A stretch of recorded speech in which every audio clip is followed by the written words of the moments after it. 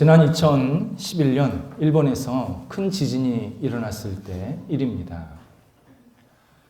재난 지역에 몇 개의 한인 교회가 있는데 그 교회를 중심으로 재난민들을 도왔으면 좋겠다라는 일본 선교사들의 보고를 들었습니다. 이에 제가 섬기던 교회에서 이들을 어떻게 하면 도울 수 있을까 회의를 열었습니다. 당시 언론에서는 재난 지역에 소형 발전기가 많이 필요하다. 그 발전기를 통해서 물을 끓일 수도 있고 밥을 해 먹을 수도 있고 어둠이 내리면 공포심이 증폭이 되는데 불을 늘 밝혀놔서 사람들을 안정시킬 수 있다라는 내용이었습니다. 이에 회의에서 한쪽에서는 우리도 다량의 소형 발전기를 사서 빨리 보내자라는 의견이 나왔고 한쪽에서는 다른 물건이 없을까? 이런 물건이 좋겠다, 저런 물건이 좋겠다. 이렇게 의견이 서로 갈리게 되었습니다. 개인적으로는 아무리 생각해도 현장에 누군가 갔다 오는 것이 좋겠다 판단이 들었습니다. 그래서 현지 답사 형식으로 몇 분을 보냅니다. 3일 후에 다시 회의를 열었습니다. 갔다 오신 분들이 보고하기를 일본 공항에 소형 발전기가 잔뜩 쌓였답니다.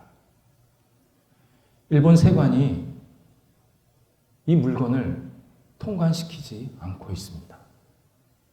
외국에서 만든 발전기를 수입 면장 없이 받아들이는 것은 규정에 없다라는 이유였습니다. 역시 매뉴얼의 국가입니다.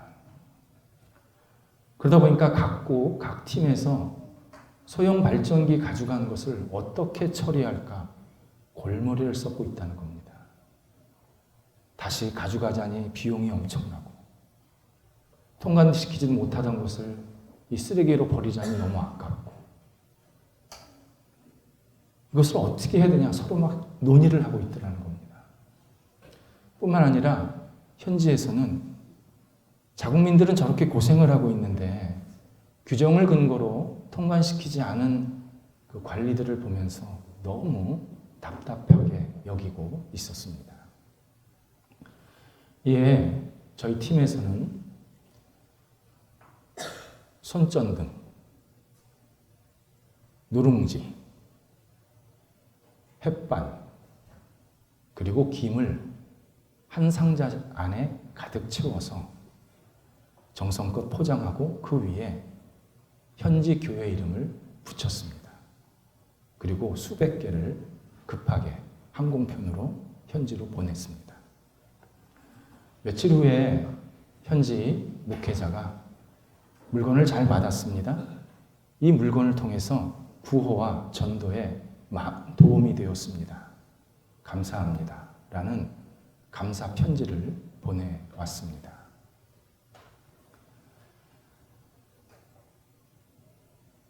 현장에 답이 있다. 제가 개인적으로 교회 일을 하면서 깨달은 배움입니다. 다른 사람에게 듣는 것은 말 그대로 참고사항입니다. 중요한 문제일수록 반드시 해결해야 할 문제일수록 현장에 가야 합니다. 그리고 사람을 만나야 합니다. 그러면 답이 보입니다. 이것은 신앙생활에서도 마찬가지입니다. 보통 사람이 신앙생활하는 경위가 크게 두 가지입니다.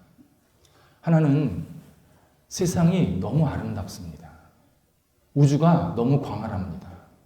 그런데 그 우주 안에 아주 묘한 질서가 있습니다. 이것은 분명 누군가 만든 겁니다.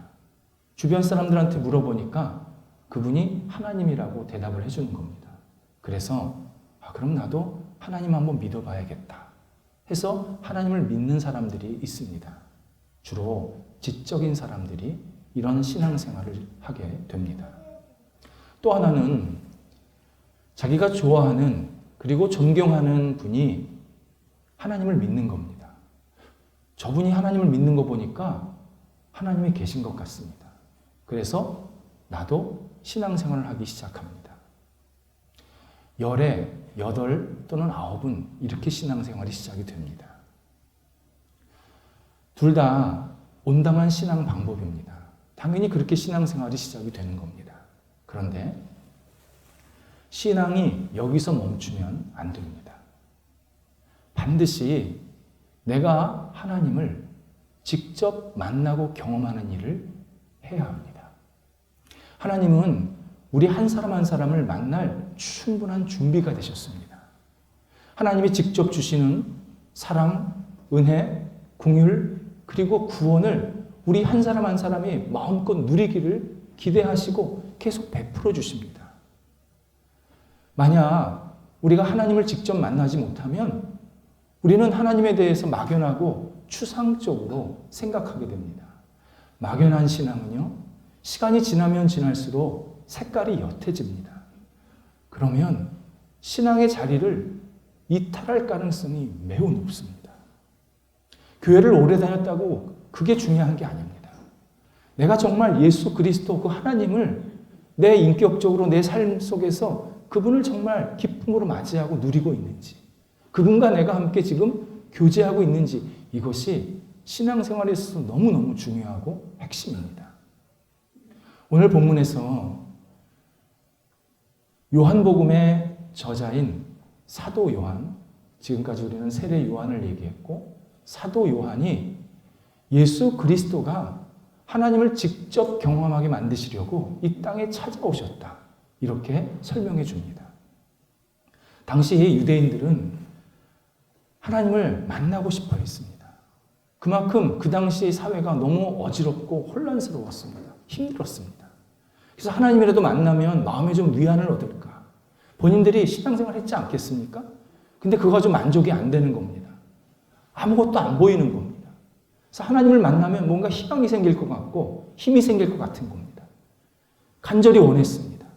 이때 사도 요한이 우리 곁에 오신 이 예수님을 우리가 만나고 그분과 함께 교제하고 그분의 말씀을 들으면 하나님을 만나는 것이고 하나님과 교제하는 것이고 하나님을 믿는 것이다, 이렇게 분명하게 설명을 해주고 있습니다.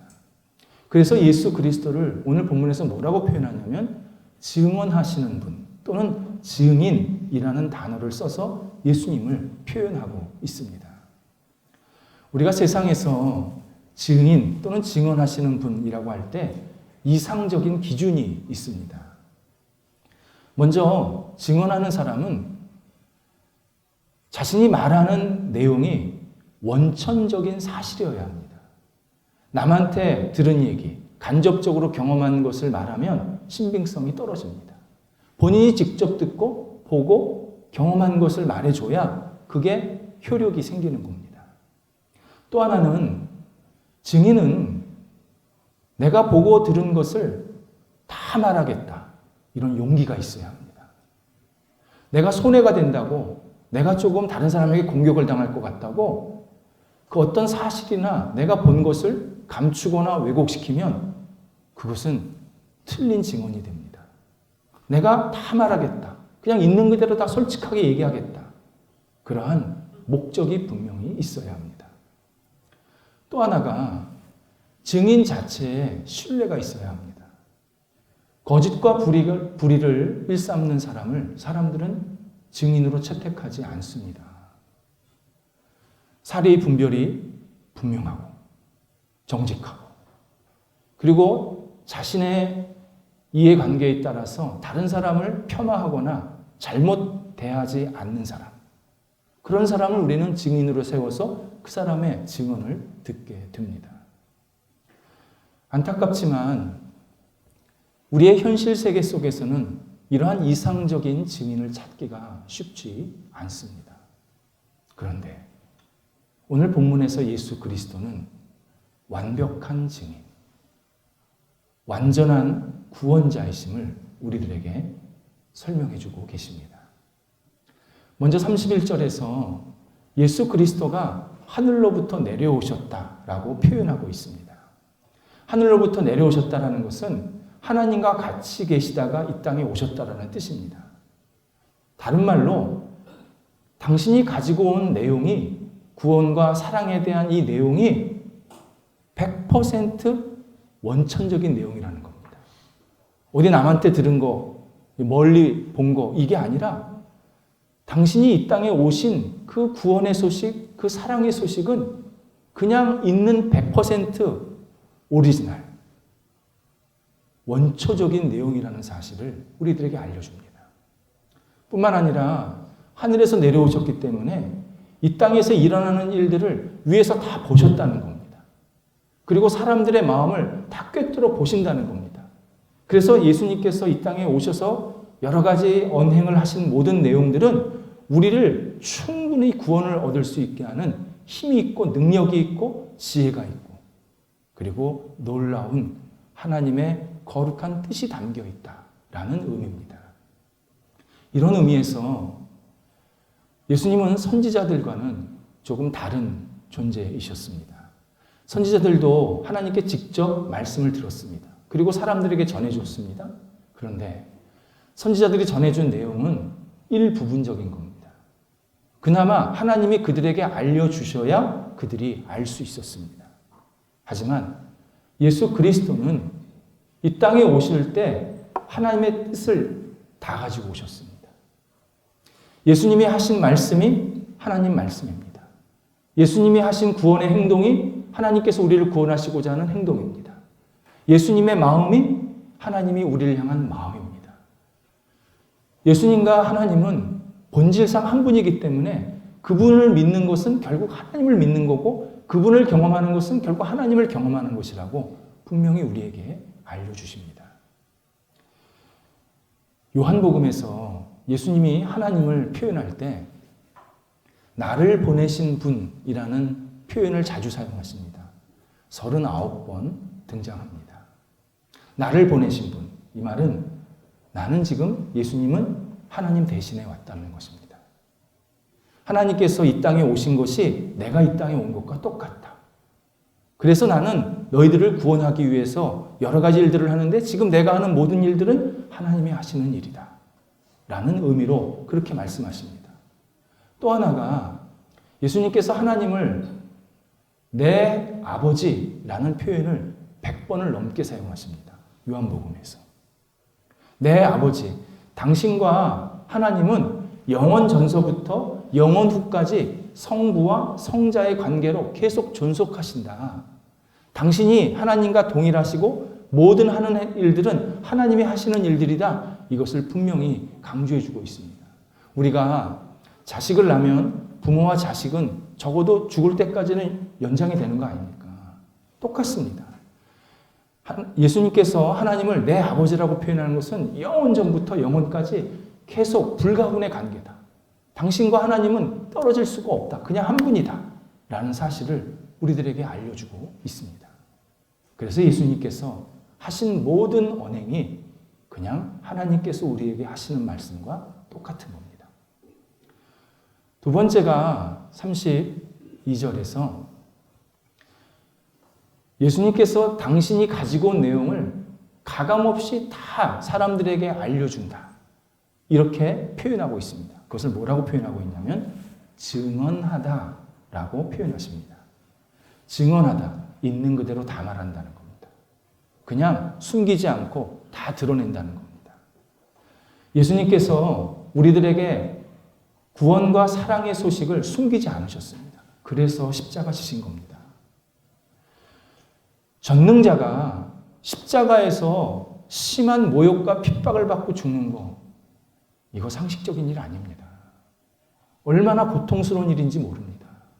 근데 예수님께서는 그걸 다 보여주신 겁니다. 옷이 찢기고 머리에 피나고 몸에 상처나고 피나는 이 모든 모습을 그냥 다 보여주신 겁니다.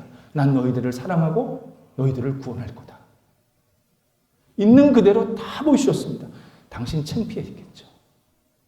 권위가 떨어졌겠죠. 근데 그게 아무 상관이 없었습니다. 오직 우리를 사랑하셔서 당신이 당하는 고난을 다 보여주셨습니다. 난 너희들을 사랑하고 구원한다. 특별히 예수님께서 증언하다 할 때 이 증언하다 시제가 현재 진행형입니다. 이 성경이 쓰일 당시가 예수님께서 이미 하늘로 올라가신 이후입니다. 그렇다면 증언하다라는 것은 과거형, 예수님이 증언했다라는 이 과거형으로 쓰는 게 맞는 겁니다. 그런데 오늘 본문에서 증언하다를 현재 진행형으로 쓰고 있습니다. 이 말씀은 예수님께서 지금 성경을 통해서 우리들에게 계속 말씀하시고 있다는 겁니다. 2000년 전에도 예수님께서 말씀하시고 십자가를 지신 것에 대해서 사람들이 반응을 해야 했고 지금 우리에게도 계속 말씀하신다는 겁니다. 십자가를 통해서. 그리고 그 십자가를 우리가 계속 반응을 해야 되는 겁니다. 또 우리 아직 태어나지 않는 다음 세대들도 똑같이 십자가의 사건을 이야기하신다는 겁니다. 그러면 그들도 십자가의 사건을 어떻게 반응해야 될지 주님 앞에 고백을 하고 어떤 행동을 해야 된다는 겁니다. 그래서 현재 진행형으로 증언하다라는 표현을 써서 우리가 계속 예수 그리스도께 반응하고 믿고 따르는 일들이 중요하다는 사실을 알려주고 있습니다. 세 번째가 34절에서 예수님께서 최고의 증인, 유일한 증인, 완벽한 증인, 온전한 구원자이심을 설명하고 계십니다. 이것을 하나님께서 예수님께 성령 충만하게 하셨다라는 표현을 사용하고 있습니다. 요한복음 14장 17절에 의하면 성령은 진리의 영입니다. 그러니까 성령이 진리 자체라는 뜻입니다. 근데 예수님께서 성령에 충만하다라는 것은 결국 진리에 충만하다, 진리 자체라는 뜻입니다. 그러니까 예수님이 하신 모든 말씀은 그냥 처음부터 끝까지 다 진리라는 뜻입니다. 우리가 다른 사람에게 어떤 소식을 들을 때 그 소식에는 참과 거짓이 섞여 있습니다. 말하는 사람이 거짓말을 하려고 하는 게 아니라 본인이 알고 있는 사실 내에서 이야기하다 보니까 나중에 전체 사실을 보니까 조금 틀린 부분이 있는 겁니다. 그렇지 않겠습니까? 성경에도 그런 내용이 나옵니다. 어떤 성경 저자는 이 일이 아침에 일어났다고 그러고 어떤 성경 저자는 이 일이 저녁에 일어났다고 그러고 이게 서로 좀 다른 겁니다. 이게 틀린 게 아니라 본인이 전체 사실을 놓고 일부분만 보다 보니까 그게 헷갈릴 수도 있다는 겁니다. 그걸 우리가 충분히 성경을 읽을 때 감안을 하는 겁니다. 우리가 다른 사람의 소식을 들을 때도 마찬가지입니다. 이분이 자기가 경험한 것 내에서는 진짜를 말했지 그냥 그럼 받아들이는 겁니다. 그리고 나중에 또 다른 사실이 밝혀지면 그때 그분이 얘기한 게 그 부분이 좀 틀렸구나. 그냥 그렇게 너그럽게 받아들일 수 있는 겁니다. 그런데 예수님은 처음서부터 끝까지 진리만 말씀하셨습니다. 진리만 행동하셨습니다. 예수님은 진리의 시작이고 진리의 끝이셨습니다. 이것을 성경에서 알파요 오메가라는 표현을 쓰십니다. 처음과 끝이다. 예수님께는 전혀 거짓되고 불의한 게 없습니다. 이 말은 우리가 예수님을 거부를 하면 거짓되고 불의하고 어두운 곳에 속하게 된다는 뜻입니다.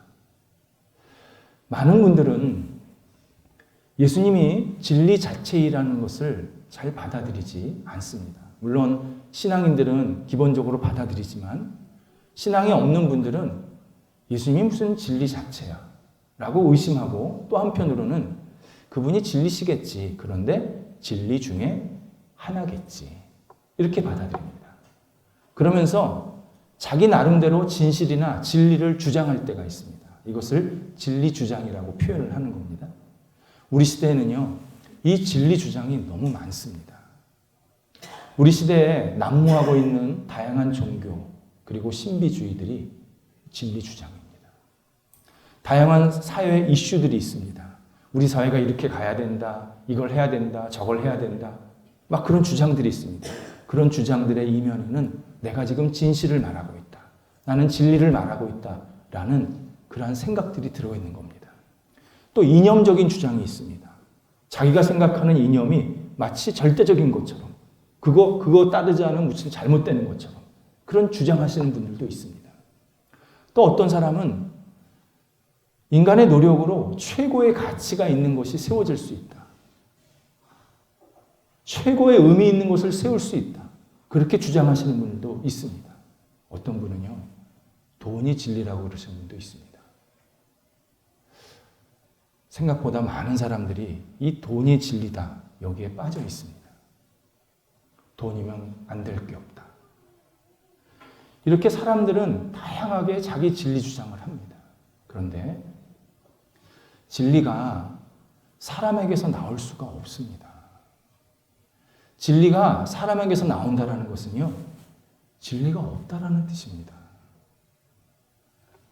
다빈치 그림을 내가 그리면 어떻게 되죠? 짝퉁입니다. 다빈치 그림은 다빈치가 그려야 되는 겁니다. 내가 그리면 짝퉁이 되는 겁니다. 진리가 그렇습니다. 진리의 출처는 하나님, 예수 그리스도입니다. 내가 진리를 주장하면 그때부터는 짝퉁이 되는 겁니다. 근데 그 짝퉁이, 가짜가 그냥 가짜가 아니라 사람을 망하게 하는 가짜가 되는 겁니다. 그래서 오늘 36절에서 뭐라고 얘기하냐면, 예수님을 받아들이지 않으면 그에게 찾아오는 것은 진노, 심판밖에 없다는 겁니다. 당연합니다. 진리의 반대편에 서니까 불의, 거짓, 어둠, 이거에 속해 있으니까 그것을 선택하고 살았으면 당연히 그거에 따른 결과는 심판과 진노밖에 될 수 없습니다. 그래서 진리를 우리가 예수 그리스도 안에서 발견하고 그분을 받아들일 때, 그때 우리가 진짜 진리 안에서 기쁘고 감사하고 자유롭게 살 수 있게 만드시는 겁니다. 하나님, 예수 그리스도, 성령님, 그리고 복음. 이 진리는 우리 인간의 지성이나 이성으로 잘 이해할 수가 없습니다.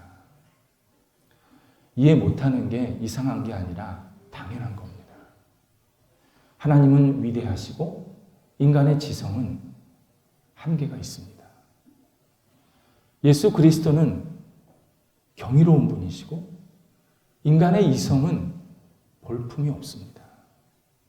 사람들은 인간의 이성이 대단한 것처럼 여기지만, 지성이 대단한 것처럼 여기지만, 실제로 우리는 내게 어떤 어려움이 딱 닥치면요, 이성이 마비가 됩니다. 우리 손가락에 상처만 생겨도 정신이 멍해집니다. 우리의 지성과 이성이 굉장한 것 같아도 이 순간순간에 멈추고 왜곡되게 선택할 때가 얼마나 많은지 모릅니다.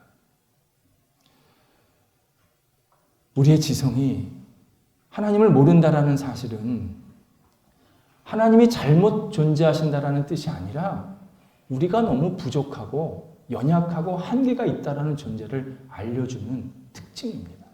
그래서 성경에는요, 하나님과 우리의 관계를 말씀하실 때 비유를 많이 말씀하시는 겁니다. 비유가 좀 이해하기 쉽잖아요. 성경에 비유가 많이 나오는 이유는 하나님께서 우리를, 하나님을 더 잘 이해하라고 알려주시는 배려입니다. 예를 들어서 하나님과 우리와의 관계를 목자와 양으로 비유를 하십니다. 양은요, 선천적으로 태어날 때부터 시각장애가 있습니다. 앞을 거의 못 봅니다. 양은. 그래서 청각과 후각으로만 평생 사는 겁니다. 그러다 보니까 자기를 공격하는 들짐승이 거의 가까이 와서야 나를 공격하겠구나, 이걸 느끼는 겁니다. 그래서 동물 중에서 양이 제일 잘 잡아먹힙니다. 지 친구인 줄 안대요. 그러다 잡아먹히는 겁니다. 그리고 자기 앞에 있는 양이 낭떠러지로 가잖아요. 안 보이니까 그냥 같이 낭떠러지로 가는 겁니다. 동물 중에서 자연사, 집단 자연사 당하는 동물이 양입니다. 다 같이 죽는 거예요, 그냥. 그래서 양에게 필요한 게 목자입니다. 목자가 양 옆에 있다가 저쪽에서 이상한 동물이 오면 쫓아내주고, 잘못된 길로 가면 얘들아 그 길 아니다 툭툭툭 치면서 다시 푸른 초장에 앉혀가지고 거기 세워서 풀 먹고 안정된 생활을 하도록 그렇게 도와주는 겁니다. 하나님이 우리에게 목자 역할을 하신다는 겁니다. 우리는 근시안적이고 욕심이 많아서요. 사탄이 나한테 유혹을 하고 공격을 하는데 그게 사탄의 유혹인지 공격인지 모를 때가 너무 많습니다. 아, 이거 나한테 좋은 건가 보다. 사탄이랑 손잡을 때가 많아요. 근데 나중에 보니까 같이 무너지는 거예요. 이때 우리가 하나님을 의지하면 하나님께서 우리를 사탄의 유혹에서 떨쳐내게 만드십니다. 우리가 잘못된 길, 낭떠러질 길을 갈 때 하나님께서 그 길 아니야, 이쪽이야 라고 인도해 주시면서 우리를 평안으로 이끌어 주십니다. 이것이 바로 목자이신 하나님께서 우리를 대하시는 모습이다. 이렇게 비유로 말씀하십니다. 이때 중요한 사실이 있습니다. 인간의 지성의 한계 또는 인간의 존재의 한계를 깨닫게 하는 도구가 있습니다. 우리에게는. 그게 바로 이성입니다.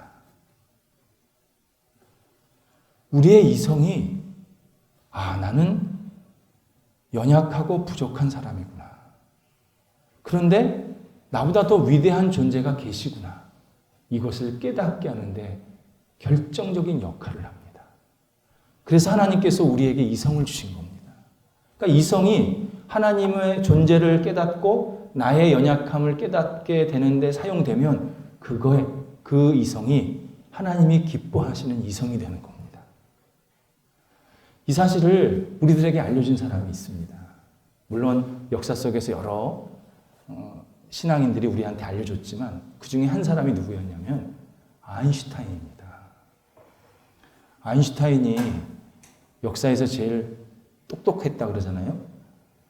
우리가 평생 뇌 사용하는 게 1%, 2%밖에 안 된다며요. 과학적으로. 아인슈타인이 10% 사용했대잖아요. 머리가 팽팽 돌았대잖아요. 아인슈타인이 살았던 시대가 과학과 기술이 한 단계 이렇게 상승되었던 그런 시기였습니다. 이때 벨기에의 왕비였던 엘리자베스가 한 담화에서 이제 인간의 이성이 모든 것을 분석하고 이해할 수 있는 시대에 살게 되었습니다. 이렇게 호언장담을 했습니다. 이 소식을 아인슈타인이 듣고요. 잠을 못 잤대요. 저 왕비의 말을 가만히 놔두면 사람들이 진짜인 줄 알겠다. 이거 잘못되겠다. 너무 마음에 불이 붙어서 왕비에게 편지를 직접 쓰게 됩니다. 이런 내용이었습니다. 왕비님, 인간의 지성은 모든 것을 분석하고 이해할 수 없습니다. 인간의 지성은 개미의 지성과 같습니다. 개미는 인간을 이해할 수 없습니다. 다만 개미는 나보다 더 큰 존재가 있다는 것을 알 뿐입니다. 그래서 개미가 인간을 공격하지 않을 때 개미는 자기 땅에서 평화롭게 살 수 있는 겁니다. 인간의 지성은 내가 요 정도밖에 안 되는구나. 그런데 나보다 더 큰 존재, 위대한 존재가 있구나. 이것을 깨닫게 합니다. 그걸 인정해야 우리가 평화롭게 살 수 있습니다. 이렇게 편지를 쓰게 됩니다. 성경에 의하면요. 하나님께서 하나님을 믿지 않는 사람들에게 마지막에 질문을 하시고 그 질문에 대한 답을 들으십니다. 그래서 성경에는 핑계치 못한다라는 표현이 많이 나오는 겁니다. 그러니까 너는 왜 나를 믿지 않았느냐라고 물으실 때 사람들이 핑계를 많이 댄다는 겁니다. 근데 그때 하나님이 하신 말씀은 그것은 나는 받아들일 수 없다. 다 그렇게 선을 딱 그신다는 겁니다. 마지막 심판 때는. 그러면 우리가 하나님을 믿지 않는 이유를 핑계댈 때 크게 두 가지가 있습니다. 하나는 저는 하나님이 계신지 몰랐어요. 누구도 하나님이 저 계시다고 저한테 말해주지 않았어요. 그게 첫 번째고요. 두 번째는 하나님 계시다라는 증거가 없었어요. 저도 하나님 찾았는데요. 하나님 계신 것 같아서 찾았는데요. 증거가 없더라고요. 이렇게 핑계할 수 있습니다. 뭐 성경에 다 나오는 얘기입니다. 이때 하나님께서 너의 핑계는 받아들일 수 없다 말씀하십니다. 첫 번째가 너는 내가 너에게 준 이성을 어떻게 사용했느냐 물으십니다. 너에게 준 이성을 너의 한계를 느끼고 너보다 큰 존재가 있다는 것을 깨달으라고 내가 너한테 준 건데 너는 그거 가지고 네가 세상에서 제일 잘났다고 생각하지 않았느냐. 네가 세상의 모든 것을 다 안다고 생각하지 않았느냐. 내가 모든 것을 다 분석하고 이해한다고 생각하지 않았느냐. 네 지성이 너를 잡아먹지 않았느냐. 분명하게 말씀하신다는 겁니다. 두 번째는 예수 그리스도가 너희에게 증인이었느니라. 예수님께서 직접 예루살렘 땅에 오셨고 십자가에 죽으셨고 부활하셨고 이 성경을 통해서 계속 우리에게 말씀하셨는데 너는 왜 하나님이 없다고만 그러느냐. 지금도 너에게 예수 그리스도를 통해서 내가 너한테 말하고 있는데 너는 왜 하나님이 없다고만 얘기하면서 증거가 없었다고 얘기하느냐. 너는 예수를 받아들이지 않았기 때문에 결국 너에게는 진노밖에 없다. 분명하게 마지막 시간에 정리하십니다. 하나님을 우리는 알 수 없습니다. 하나님 보이지도 않습니다. 알 수 없고 보이지 않는다. 이것이 바로 하나님을 믿어야 된다는 하나님의 뜻입니다. 낮에 별을 보시면 보이십니까? 그런데 별은 있잖아요. 하나님이 안 보이시죠? 그런데 하나님이 계신 겁니다. 하나님이 그 보이지 않는 하나님을 믿으라고 우리들에게 계속 알려주시는 겁니다. 감사한 것은요. 우리가 보이지 않는 하나님을 믿으면 하나님은요. 보이는 복과 은혜를 주십니다. 이게 놀라운 겁니다. 나는 하나님 보이지 않는데 그걸 내가 어떻게 믿지? 의심을 하면 내게 있는 것들이 하나도 복이, 은혜가 안 보여요. 그런데 보이지 않지만 그 하나님을 믿고 의지하면 내 눈에 보이는 은총이 너무나 크다라는 사실이 계속 확인이 됩니다. 그래서 하나님은 보이지 않는 하나님을 믿는 사람을 반드시 칭찬하십니다. 복으로 함께 하십니다. 은혜로 함께 하십니다. 절대 그냥 놔두시지를 않습니다. 예수 그리스도 그분이 하나님을 우리에게 연결시켜주고 계십니다.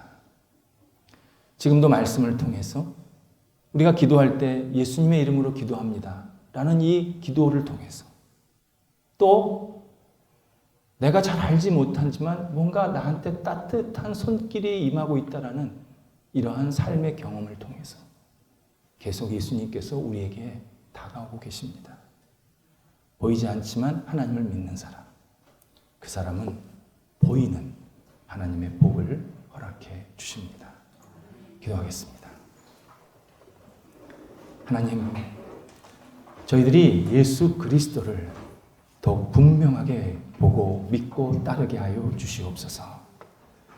보이지 않지만 저희가 잘 알지 못하지만 그러나 저희를 사랑하시고 도우시고 목자처럼 끌어안으시는 예수 그리스도를 생각하며 다시 주님 앞에 우리의 영혼을 내어 맡기게 하여 주시옵소서. 삶이 혼란스럽고 어려울 때 그 혼란 속에 빠지지 않게 하시고 우리를 건져내시는 예수 그리스도의 손을 붙잡고 날마다 기쁨과 감사한 삶이 이어지게 하시고 저희들이 오직 하나님 안에서 거할 때에 세상에서 얻을 수 있는 충만한 은혜와 복을 누리는 삶이 될 수 있도록 인도하여 주시옵소서. 예수님의 이름으로 기도드립니다. 아멘.